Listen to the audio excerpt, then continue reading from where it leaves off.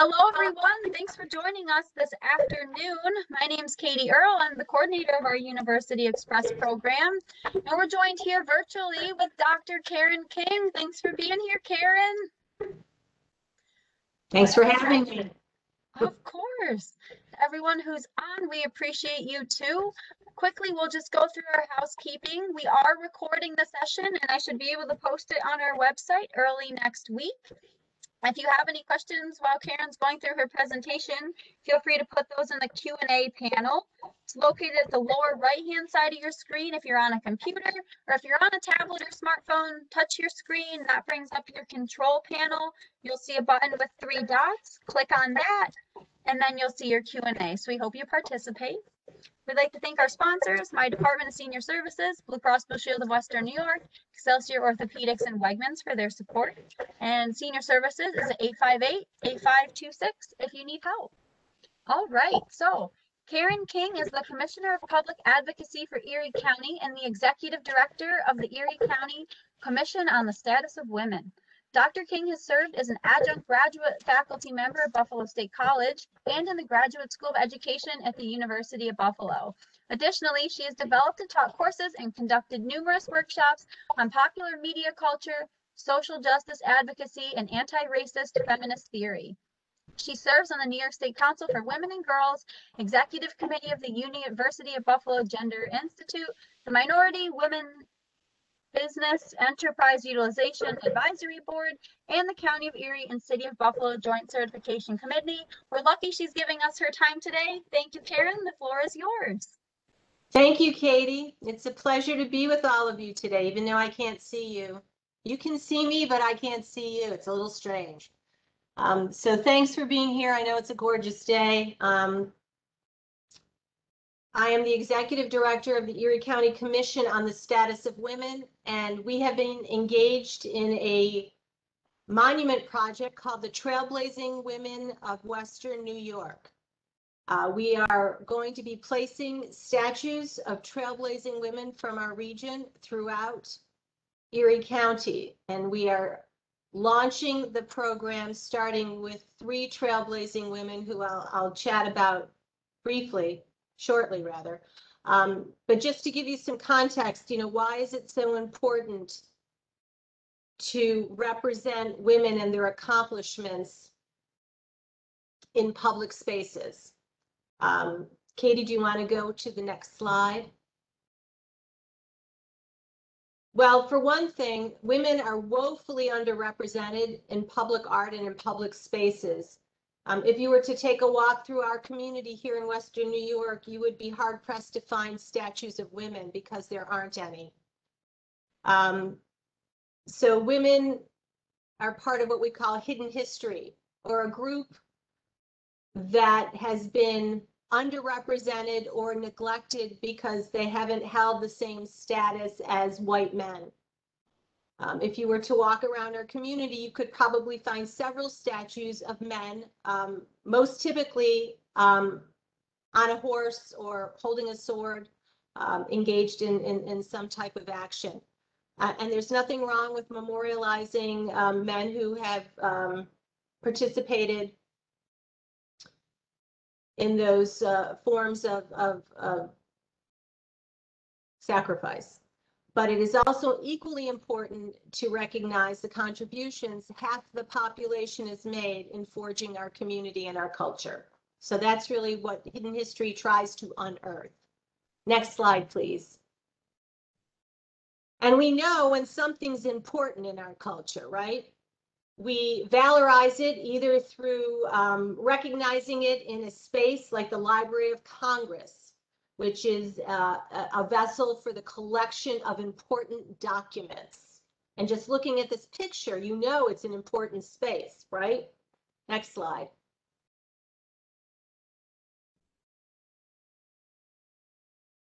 Or memorialize through a monument.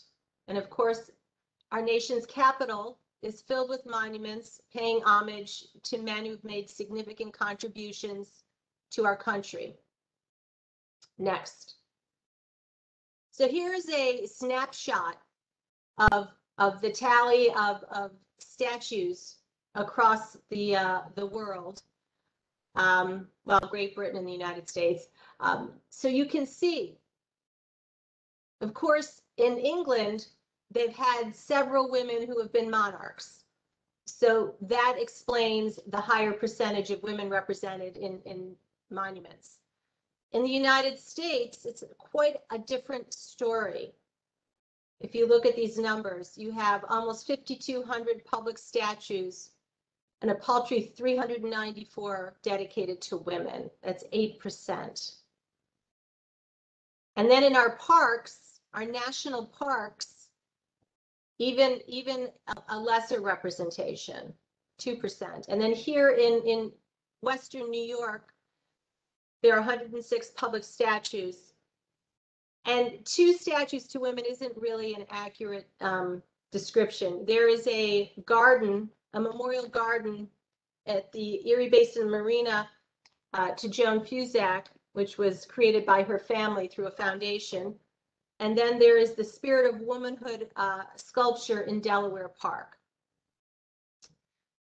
So that's it here in Western New York. So you can understand why there's a real need to create spaces, public spaces that acknowledge the contributions of women in our community. Next slide, please.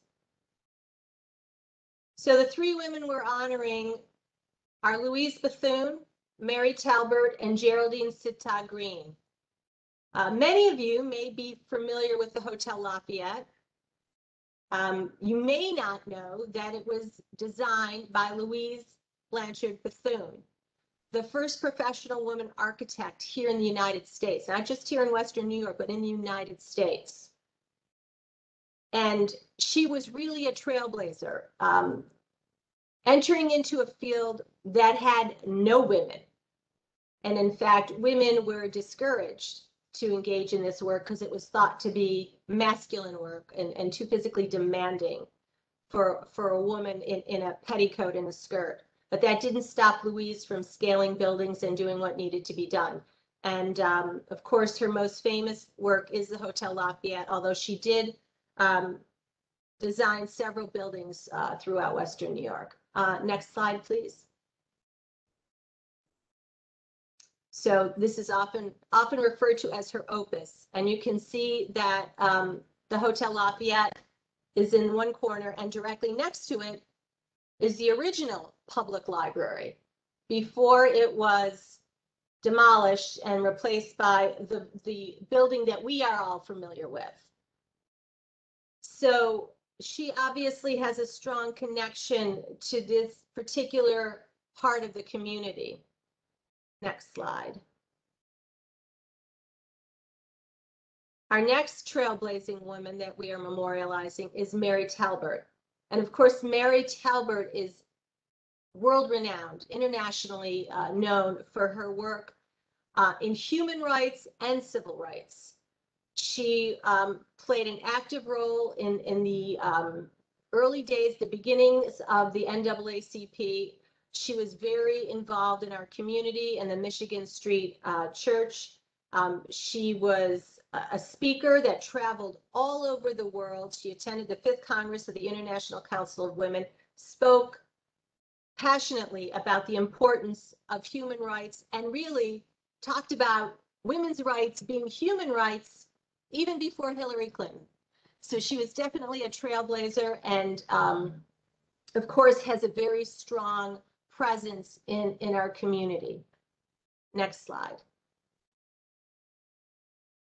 Our third woman that we are memorializing is Geraldine Sitha Green. And Geraldine was a member of the Seneca Nation and a revered scholar and keeper of the language, as well as a leader in the Newton Longhouse, and served in the role of the head of the Women's Faith Keeper for the animal clans. I'm not an expert or a scholar in Native American history and culture, but I know that there is a strong matriarchal foundation to it, and Geraldine represents that very fully, and we're really excited to have her included in our trio of trailblazing women. Next slide. So here is the site. This is in front of our Erie County Downtown Library, right next door to the Hotel Lafayette. We will be placing the first 3 statues in the area in front of the entrance to the building. I think there's another rendering if you go to the next slide, Katie. This is a rendering. This is not what the finished product will look like, but it will give you an idea of what it could potentially look like. So we're very excited about placing these statues at the library, because the library, of course, is one of the most important public spaces any community can have, right? I mean, so much goes on at a public library, so many resources available, and it is the quintessential public space. And it really makes sense to start this project, not just because the Hotel Lafayette is across the street, but also the Talbert family owned land in that area. And of course, the Senecas, it was all of their land before white people came and took it over.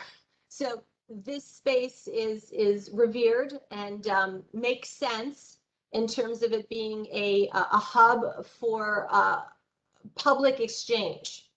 And it's also adjacent to the reading garden that was recently completed. So it's really, and it's a short walk from the Michigan Street corridor. So it really makes sense to create this hub at this particular space. Of course, as the project moves forward, we will be placing additional plaques and perhaps statues in other areas of the community. So the goal, the end goal, is to create not just a virtual trail, but an actual trail of trailblazing women. So when the project is complete, you will be able to download a map digitally on your device to find out where all the trailblazing statues and plaques are located and go on that trail. That is the long-term goal. The short-term goal is, of course, to get these 3 statues placed and create some online learning experiences that will be experiential learning experiences for students, K through 12 students, as well as college students. And we're engaging students in the actual process of helping to develop content for the online piece to this project. So we're very excited about it. The planning stages are still in play, and we've engaged several community members in the initial stages of coming to decide which 3 women to start with. And it was very important to us at the Commission on the Status of Women that we represented women that represented our community. And of course, our community is not just made up of white men on horses, but, you know, Native Americans, African Americans, and of course, you know, white people forged history and culture in our community that's very rich and deserves to be recognized. Next slide. Oh, that's the website address. So if you go to our website, you can find out more about the project and the 3 women that I discussed. And there's also a donate button on there. We are in an active fundraising mode. Thankfully, our county executive, Mark Polenkars, is a huge proponent of public art and was instrumental in persuading the legislature, the Erie County legislature, in securing funding, some seed money for our project. And we also received a very generous donation from the Baird Foundation and are actively seeking donations. We've had a handful of events to raise awareness and funds for the project. Of course, last year was a bit challenging with COVID, and certainly priorities shifted for a period of time. But the good news is now it seems that we are gearing up to begin a more active fundraising phase and also to meet in person and to engage with the community in person, which is going to be a very welcome and exciting opportunity. We also have a narrative project that we're working on right now that is almost completed. So if you go to our website and you click on a button, and you can hear Mary Talbert speaking about her story. how she came to Buffalo, and what her role is in the women's suffrage movement and the human rights movement. Or you can click on the Geraldine Sitha green button and hear more about her life as a Seneca woman and her role in keeping the culture and language alive. And click on Louise Bethune and you hear Louise tell you a little bit about her story and why she decided to become an architect. So that piece of the project is in the works right now, and it should be finalized shortly. And that is really all I have to share with you with regards to that. And I welcome your comments and your questions. Thanks, Karen. We have some questions that have come in, so let me just pull this up here. Okay, so when someone's wondering, can you speak a little about the process of selecting which women would be memorialized? Maybe go into a little more detail of that, if you could. Sure. Well, in addition to a donate button on our website, we also have make a suggestion for a statue. And this is a community project, so we have a group of community members from different sectors that are involved in the process. So we look at the recommendations and we discuss them and then make a decision based on consensus around how that person represents the community. Oh, there's the website. Thank you. Thank you, Katie. So the process is collaborative, which is very important to us because we certainly understand the relevance of a collaborative approach. We will be breaking ground hopefully sometime later this year, and we are going to begin the selection process for a sculptor / artist or artists to commission to do the first 3 statues. And that will also be a collaborative effort where we will have an advisory committee that represents different factions of the community to weigh in on the artists. So it's a public art project and the public is engaged. So if you have a recommendation, you can hit the recommendation button, go to our website, and you can make a recommendation. You can also send me an email. My contact information is on the website as well. See where it says donate and suggest? There you go. Thank you. Katie's fast. Thanks, Karen. I've had a little practice. Somebody's wondering, are the families of these women involved at all? Yes. Yes, Geraldine Sitha Green's family has been very actively involved. In fact, we have a niece of Geraldine's serving on our steering committee. Very neat. Thank you for that. This person wants to suggest 2 resources. Terrific Women in Buffalo, Caitlin Cass, about whom I can tell you more, and Angela Keppel, who can tell you which streets are named for women. Oh, so, great. Thanks, Cicero. And I will say Angela Keppel does classes for our program about discovering Buffalo streets. So that's wonderful. Well, if Angela can reach out to me via my email, I would love to chat with her further about that. I can put you 2 in contact for sure. Thanks, Karen. Mm-hmm. Let's see, I'm just looking here, a couple of the other questions you answered about how can the community get involved. Oh, somebody's wondering, what's been your favorite part of this process? My favorite part? That people are really excited about it. When we tell them, everyone seems very enthusiastic and loves the idea of this project. Of course, there are a lot of layers to working on a public project, and I've learned quite a bit about public art and public spaces. There are lots of things to negotiate, but my favorite part is just the idea that we are finally going to give women the proper recognition due, and that this will go on in perpetuity, you know, long after I'm gone from this position and this earth, you know, those statues will be here. Thanks, Karen. That is exciting. Somebody else is wondering, how long has this project been in the works for? It seems like a long time. It started, the idea was incubated back in 2000. What year is this now? 2017. And we formally announced the project in 2018. We put together a steering committee, which took quite some time. We wanted to make sure that we had representation from important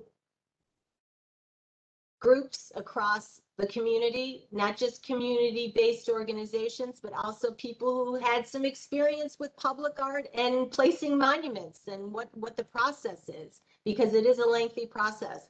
We have scholars, we have educators, we have community activists, we have artists, we have curators. So we had a formal announcement back in 2018, and we've been progressing since. That is really cool.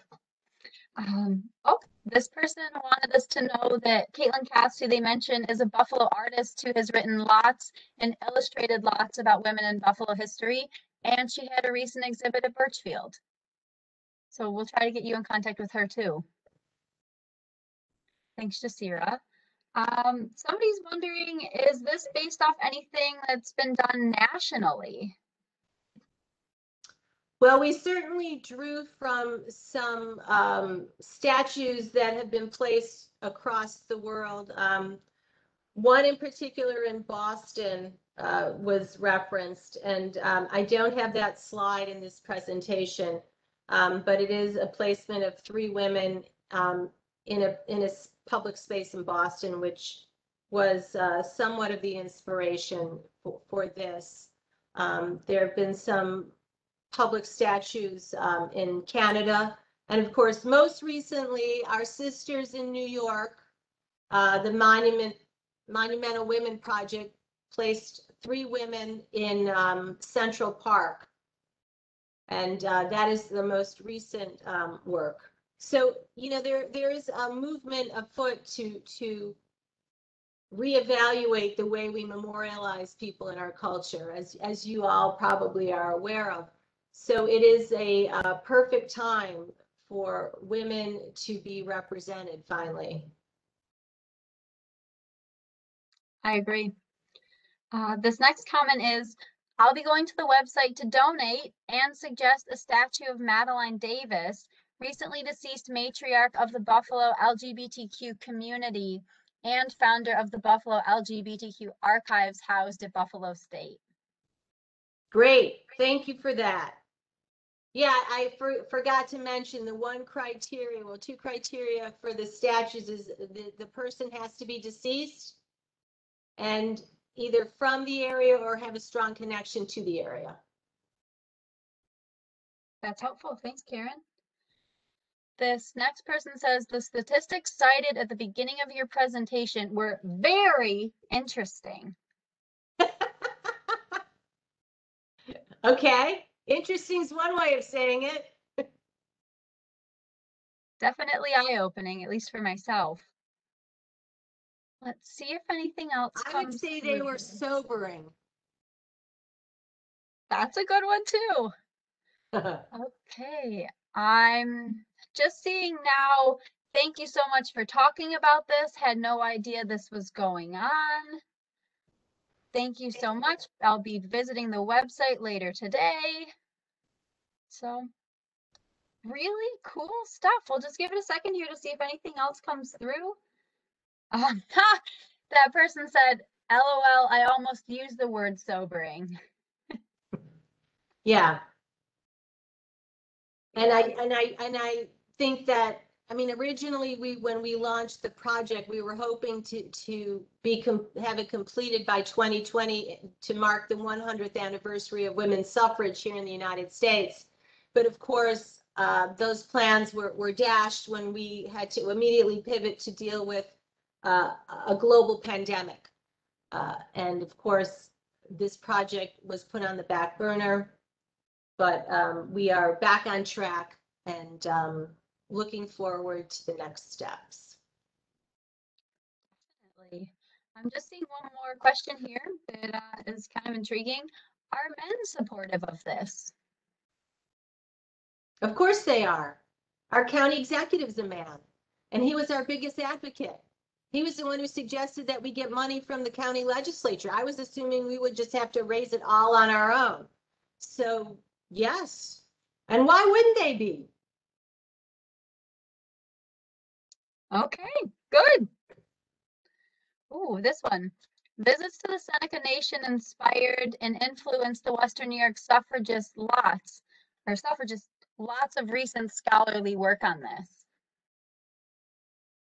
Yes, Sally Roche Wagner is one of the scholars who's written extensively about the influence of the Seneca Nation and the matriarchal culture and forging this idea of suffrage and equity in governance.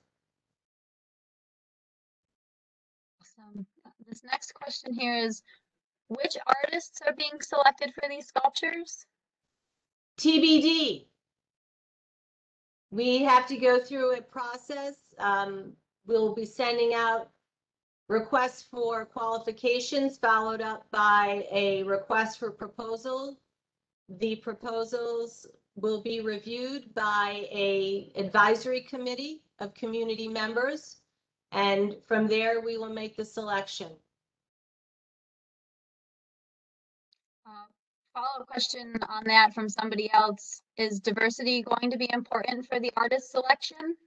Always. At the heart of this project, as I said, we wanted the statues to be representative of the community and the role that members of our community have played in forging our culture. Absolutely. Good. Next question, how does one get on the advisory board? The advisory board for the selection of the artists, you would be invited to participate.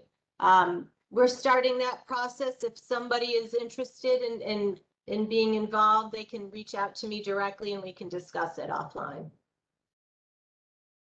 Okay. Karen, do you want to give the phone number for the commission's office, please? Sure.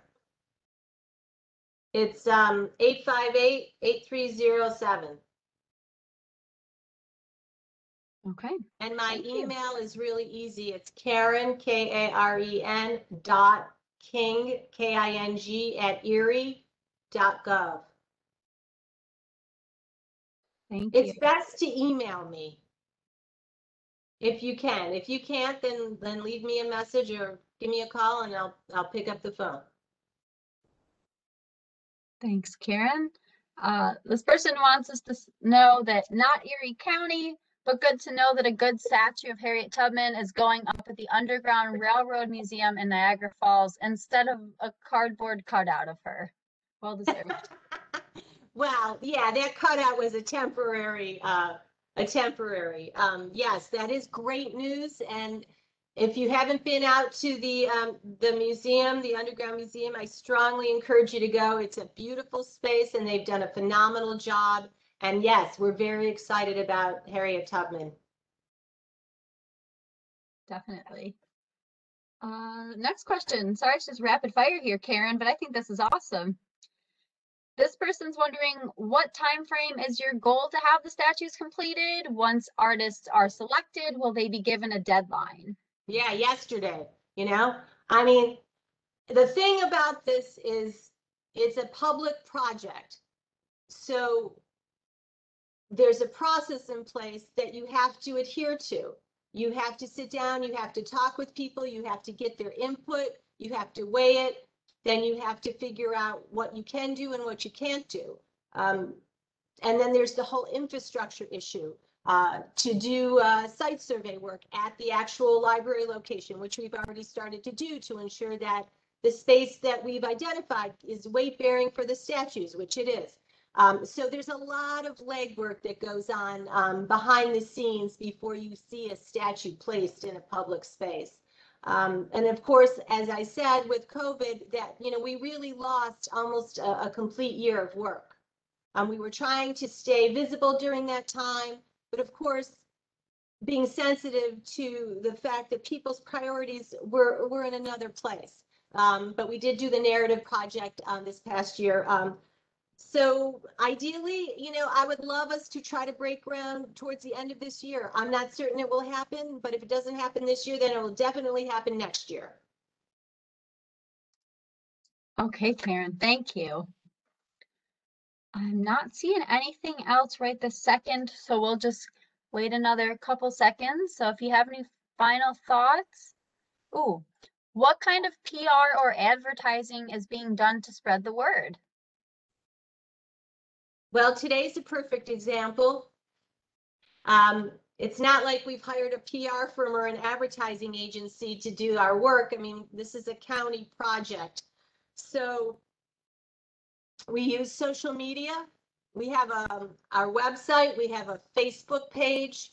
We try to publicize events as they're happening. And I post regularly on our Trailblazing Women Facebook page, but I wouldn't expect to see a billboard on the 33 anytime soon, if that's what you're asking. We don't have a budget for that. And most of the funding we've secured, of course, is going to go towards the actual fabrication and placement of the statues. But if somebody wants to make a donation and they're an ad agency or a marketing firm and they want to talk to me about doing some, what do they call it, in-kind work, give me a shout and we'll talk. I like that. A little pro bono. Pro bono. That was what I was looking for. I got you. Billboard. Excellent idea. Yeah. Wouldn't that be nice? It would be. Never say never. This is important stuff. Oh, great question. What do you need besides money? Money, money, and more money. Of course, we need expertise. So if somebody, like I just said, has a strong background in marketing and advertising and is interested in volunteering their time and their thoughts. Certainly, people who have access and connection to philanthropic dollars and can make introductions, that would be really helpful. People who are historians or curators or who have worked on projects similar to this are also, your expertise and insight is welcome. Right. Thank you, Karen. But we need about $500,000 to get these first 3 statues placed. Soup to nuts, as we say, including all the infrastructure work that has to happen and the maintenance once the statues are placed. And we have a little shy of 300 raised now. Okay. Still a ways to go, but that's awesome that there's that much support out there. Well, thank goodness for the county executive's insistence on this grant and the Baird Foundation's generous donation. We are also looking into some other avenues of philanthropy and people, just regular people who've donated, $25, $100, $50 here and there. It does add up. And we have some really cool swag. If you go to our website, you'll see we have these fabulous t-shirts, and we will be coming out with some Trailblazing Women's socks. So stay tuned for the socks, hopefully just in time for when the weather changes. I know people are not thinking about socks right now, but in a minute, it's going to be, October, and you'll be thinking about socks. So you'll be able to purchase the socks and the t-shirts. If you make a donation, I think it's of $100 or more, you get a t-shirt sent to you. But all that information is on our website. And go to our Facebook page. Go to the Trailblazing Women Facebook page and like our page. I think that's awesome. I love a good pair of socks. And University Express follows the Trailblazing Women's Facebook page, and you post really interesting stuff, so thank you. Okay, I'm not seeing any other questions here, just this is awesome information. Thanks for your time. So Karen, thank you so much for doing this today. Once this is generated, the recording, I'll share it with you, and we'll get these statues erected. People need to know about it. Thank you, Katie, or as we like to say, placed. Oh, placed. I apologize. No worries. Thank you for educating me on that. Just, the language is always intriguing. But I want to thank everybody for their comments and their questions, and I look forward to your follow-up emails. Thank you all for your interest. Yes, thank you. All